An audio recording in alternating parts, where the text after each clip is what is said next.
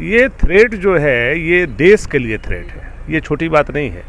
कल के डेट में हम यहाँ हर जगह ये बात को बोल सकते हैं कि हमारी आबादी 75% है तो कानून हमारे हिसाब से, बल्कि पूरे देश में अलार्मिंग सिचुएशन है। ये चीज़ हम लोगों को ऐसा महसूस हुआ। मैं ऐसा मानता हूँ कि सरकार होने के चलते, हेमंत जी के सरकार होने के चलते आज इनका हौसला बढ़ा, इसीलिए वो ऐसा कर रहे हैं। तो उनका बोलने का मतलब ही होता है कि अगर हमारी आबादी जहां बढ़ गई वहां कानून हमारे हिसाब से चलेगा। तो ये बहुत अलार्मिंग सिचुएशन, मुझे तो लगता है कि ये अंतर्राष्ट्रीय साजिश के भी कहीं ना कहीं से कनेक्शन इसके हो सकते हैं। आज के अखबार में खबर छपी है कि गढ़वा के स्कूल में वहाँ के मुस्लिम समुदाय के लोगों ने दबाव देकर प्रार्थना जो है बदलवा दिया है और बच्चे जो हाथ जोड़कर प्रार्थना करते थे, हाथ जोड़ने से भी मना कर दिया गया है। इस वक्त हमारे साथ बीजेपी के विधायक भानु प्रताप शाही हैं, जो शिक्षा मंत्री जगन्नाथ महतो से मुलाकात करने के लिए आए थे।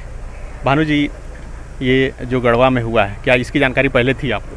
नहीं, इसकी जानकारी पहले नहीं थी, लेकिन समाचार पत्र में आज जैसे ही सुबह सुबह हमने पढ़ा तो पढ़ने के बाद सबसे पहले शिक्षा मंत्री से हम मिलने आए। एक संवेदनशील मंत्री हैं और इनसे उम्मीद हम लोग करते हैं और ये त्वरित कार्रवाई भी करते हैं। ये थ्रेट जो है ये देश के लिए थ्रेट है, ये छोटी बात नहीं है। कल के डेट में हम यहाँ हर जगह ये बात को बोल सकते हैं कि हमारी आबादी 75% है तो कानून हमारे हिसाब से चले। तो ये थ्रेटिंग हम एक विद्यालय के रूप में नहीं देखते हैं, बल्कि पूरे देश में अलार्मिंग सिचुएशन है। ये चीज़ हम लोगों को ऐसा महसूस हुआ। इसको लेकर के शिक्षा मंत्री जी से हमने मिला। हमारे मिलने के बाद शिक्षा मंत्री जी ने हमारे सामने उपायुक्त और वहाँ के एसपी को, दोनों लोगों को फ़ोन करके कहा कि जितना जल्दी हो सख्त कार्रवाई वैसे असामाजिक लोगों पर किया जाना चाहिए। और मुझे विश्वास है कि आने वाला समय में इस तरह की घटनाएं पर रोक लगेंगी और हम सभी लोगों को तुष्टीकरण की राजनीति से बचने की आवश्यकता है। अच्छा, मैं ऐसा मानता हूं कि सरकार होने के चलते, हेमंत जी के सरकार होने के चलते आज इनका हौसला बढ़ा, इसीलिए वो ऐसा कर रहे हैं। लेकिन चूंकि सरकार इनकी है, मंत्री इनके हैं, पदाधिकारी इनके हिसाब से काम कर रहे हैं, तो एक संवेदनशील जनप्रतिनिधि होने के नाते हमारा जवाबदेही बनता है। हमने सरकार को सचेत करने का काम किया और मेरे आगाह पर सरकार ने आगे बढ़ने का काम किया है।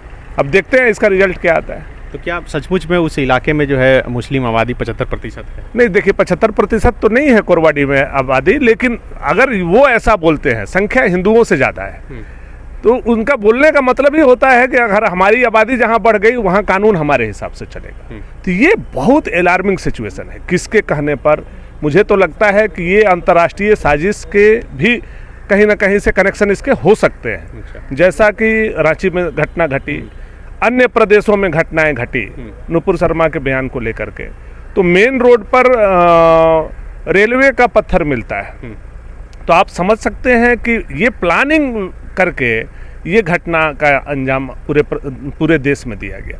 तो ये जो वातावरण बन रहा है, इस वातावरण के लिए हम लोगों को सचेत रहना जरूरी है और एक संवेदनशील प्रतिनिधि वही है जो समाज को आग लगने से बचाए। अच्छा, तो ये क्या शिक्षा मंत्री आश्वस्त किया आपको कि किन्हीं पर कार्रवाई होगी? क्योंकि मैं पढ़ रहा था अखबार में, तो मुखिया को पता नहीं है कि ऐसा हुआ है। नहीं, शिक्षा मंत्री जी ने हमारे सामने उपायुक्त और एसपी दोनों को फ़ोन किया, कहा कि जो भी दोषी हैं उन पर कार्रवाई की जानी चाहिए। तो बिल्कुल, ये भानु प्रताप शाही थे जो शिक्षा मंत्री जगन्नाथ महतो से मुलाकात कर बाहर निकले हैं और उन्होंने बताया कि जिस तरह से जो खबर निकल कर सामने आई, अखबार में खबर छपी है, उसे लेकर उन्होंने मुलाकात की है और शिक्षा मंत्री ने इन्हें आश्वस्त किया है कि जो भी इससे जुड़े दोषी लोग होंगे उन पर कार्रवाई की जाएगी।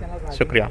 बायोम डॉक्टर बनने का है सपना, मगर सही गाइडेंस की है कमी, तो आए बायोम। रांची में सिर्फ मेडिकल की तैयारी के लिए एक बेहतरीन संस्थान, नीट और एम्स की तैयारी के लिए सन 2001 से मेडिकल प्रिपरेशन के लिए सबका भरोसेमंद संस्थान बायोम, ईनू एवं नगरटोली, रांची।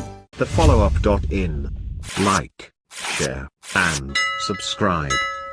www.thefollowup.in